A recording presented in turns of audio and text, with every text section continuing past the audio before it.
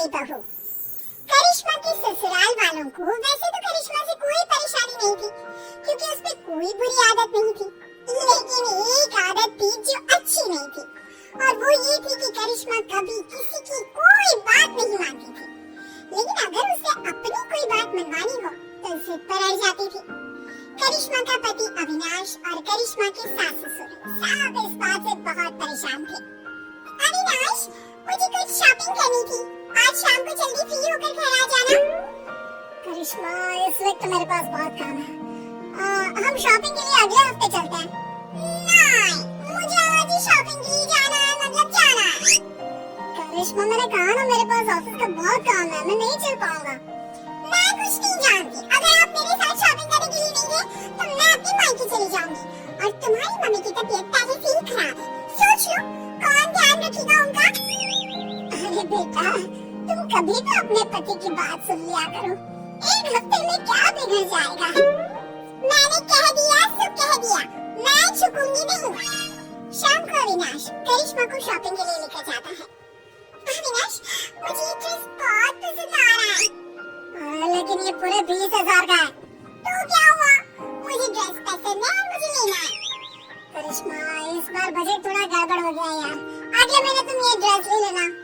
कभी तो अपनी जिद छोड़ दिया करो ना डार्लिंग। मैं यही ड्रेस लूंगी, कहा ना मैं झुकूंगी नहीं। कुछ दिनों के बाद, करिश्मा बेटा, अविनाश के मामा जी हमारे घर आ रहे हैं। देखो, हमारे सामने तो तुम कैसे भी कपड़े पहन लेती हो, लेकिन उनके सामने बस एक दिन के बाद बेटा साड़ी पहन लेना। हाँ, अरे अविनाश के मामा जी आ रहे हैं तो मैं क्यों साड़ी पहनूं? करिश्मा, हम सब तुम्हारी बात मान लेते हैं ना, कभी तुम भी तो हमारी कोई बात मान लिया करो। कितनी बार कह चुकी हूँ, मैं झुकूंगी नहीं। अगले दिन, और अविनाश, हमारे घर की बहू है तो साड़ी पहनकर रहती है, तुम्हारी बहू तो पजामा टी शर्ट पहनकर घूम रही है।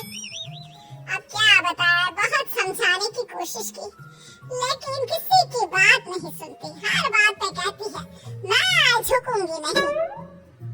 मैं बात करने की कोशिश करता हूँ, और करिश्मा बेटा जरा इधर तो। जी मामा जी, बताइए क्या हुआ?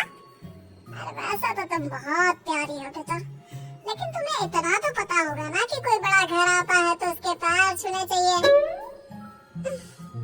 देखिए मामा जी, मैं किसी के आगे झुकती नहीं, दिल से सबकी रिस्पेक्ट करती हूँ, मैं झुकूंगी तो बिल्कुल भी नहीं।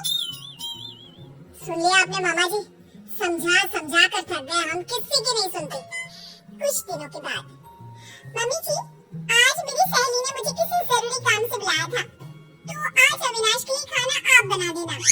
ठीक है बेटा, कोई बात नहीं, मैं बना दूंगी खाना, तुम आराम से अपनी सहेली से मिलकर आ जाओ, कोई बात नहीं, जो भी काम है करके आओ, ठीक है? थैंक यू मम्मी जी। अरे मम्मी, करिश्मा आपकी कोई बात नहीं सुनती, और आपने कितनी आसानी से उसकी बात मानी। इस घर में सब उसकी बात मानते हैं, लेकिन वो किसी की बात नहीं सुनती। बात तो तुम्हारी ठीक है बेटा, लेकिन हम कर भी क्या सकते हैं, जब भी उसे समझाते हैं बस एक ही बात कहती है, मैं झुकूंगी नहीं। तो मम्मी, आपको भी उससे कहना चाहिए था ना, घर का खाना बना कर जाए, आपको भी उसकी बात नहीं सुननी चाहिए थी। अरे बेटा, बहू है वो मेरी, अब क्या मैं उसके बराबरी करूंगी, और तुम्हारे लिए ही तो खाना बनाना था। अरे कोई बात नहीं बेटा। कुछ महीनों के बाद, बहू, अविनाश का प्रमोशन होने वाला है ना, पंडित जी ने कुछ कहा था मुझसे। क्या कहा था मम्मी जी? पंडित जी कह रहे थे कि अविनाश की पत्नी 4 सोमवार का व्रत रखे, इस बार उसका प्रमोशन पक्का है। लेकिन मम्मी जी, मुझसे तो भूखा रहा ही नहीं जाता, मैं कैसे व्रत करूंगी? अरे बेटा, तो फल खा लेना, दूध पी लेना, बस 1 टन का व्रत रख, अविनाश की तरक्की के लिए। लेकिन मम्मी जी, आप भी तो व्रत रख सकती है ना, वो आपका भी तो बेटा है। अरे समझने की कोशिश करो बहू, पंडित जी ने तुम्हें ही व्रत रखने के लिए कहा है, वरना मैं तो कब तक कर लेती। नहीं मम्मी जी, मैं आपकी बात मानने को तैयार नहीं हूँ। अरे बेटा, कभी कोई बात सुन भी लिया करो, तुम तो कोई बात नहीं मानती मेरी। मम्मी जी, मैंने कह दिया ना कि मैं व्रत नहीं करूंगी तो नहीं करूंगी, कह तो चुकी हूँ कई बार कि मैं झुकूंगी नहीं। करिश्मा अपने परिवार में किसी की कोई बात नहीं सुनती। वो किसी की बात सुनकर उसे मानने के लिए तैयार ही नहीं होती। कुछ दिनों के बाद करिश्मा अपने पति अविनाश के साथ घूमने जाने का प्लान बनाती है। मम्मी जी, मैं और अविनाश 2 दिन के लिए बाहर घूमने जा रहे हैं। आपको कोई एतराज तो नहीं है ना? हाँ, नहीं बेटा, मुझे क्या परेशानी होगी, आराम से घूम कर आओ। वैसे कब निकलने वाले हो? मम्मी, मैं तो करिश्मा से कह रहा था कि सुबह के वक्त निकलते हैं ताकि शाम होते होते पहुंच जाए।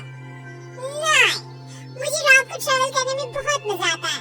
और अब तो हम रात को ही जाएंगे। लेकिन बेटा, खुद की गाड़ी से रात के वक्त ट्रैवल करना खतरनाक हो सकता है। क्या फायदा, दिन में चली जाओ। वही तो मैं कह रहा हूँ मम्मी, लेकिन ये सुनती ही नहीं। मैंने कहा ना, मुझे सिर्फ रात में ही ट्रैवल करना है और गाड़ी भी तुम ही चलाओगे। बेटा, इस बार तो तुम्हें ये बात माननी ही होगी। ये तुम्हारी सुरक्षा का सवाल है। मैंने कह दिया ना, हम रात में ही जाएंगे और मैं इस बात के लिए झुकूंगी नहीं।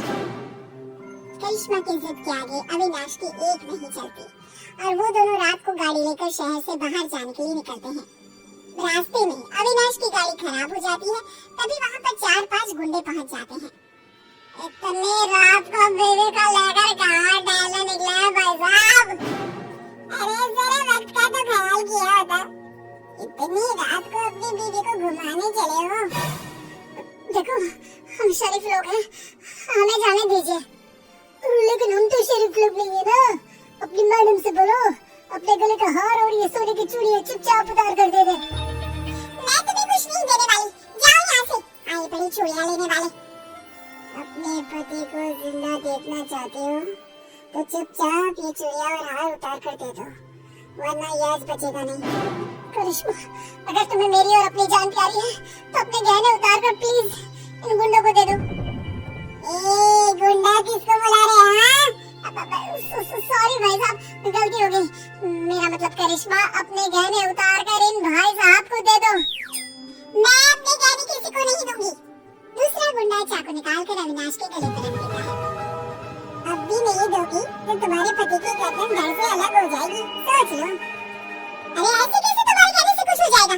मैंने कह दिया सो कह दिया। मैं अपने गहने नहीं देने वाली। मैं किसी के आगे झुकूंगी नहीं। करिश्मा, ये तुम्हारे घर वाले नहीं है जो तुम्हारे झुकूंगी नहीं कहने से चुपचाप बैठ जाएंगे। ये मुझे सीधा ऊपर पहुंचा देंगे। लेकिन अगर मैंने इन लोगों की बात मान ली तो मैं झुक जाऊंगी ना। अरे तो क्या परेशानी है? तुम्हारे झुकने से अगर मैं जिंदगी भर सीधा खड़ा रह सकता हूँ तो क्या प्रॉब्लम है? दे दो अपने गहने। करिश्मा रोते हुए अपने गहने उतार कर उन गुंडों को दे देती है। गुंडे गहने लेकर वहाँ से भाग जाते हैं। करिश्मा और अविनाश वापस अपने घर पहुँचते हैं। अरे बेटा, क्या हुआ? तुम ऐसी हालत में? और करिश्मा, तुम्हारे सारे गहने कहाँ हैं? मम्मी, आपका बेटा जिंदा दिख रहा है, ये कम है क्या? गहनों की छोड़ो, ये पूछो कि मैं जिंदा कैसे बच गया? अरे कैसी बात कर रहे हो अविनाश? जरा सोच समझ कर बोलो। मम्मी, आपकी ये झुकूंगी नहीं वाली बहू आज मेरी गर्दन कटवा देती, अपने ना झुकने की आदत के चलते।